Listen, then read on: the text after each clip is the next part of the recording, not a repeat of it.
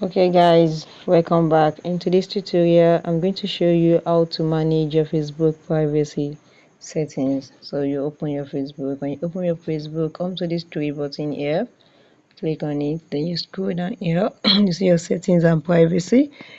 Click on your settings and privacy and you can select anything here.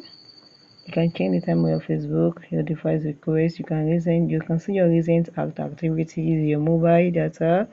You can see anything you want to set here. You can see anything here. Go to your settings. When you go to your settings and privacy, so you can set your time on Facebook, your browser, your profile locking, anything. You can see anything. You can set anything on this profile here by looking here.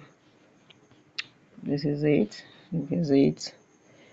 Alright, so if you find this video helpful, click the like button, share and comment. Thank you for watching.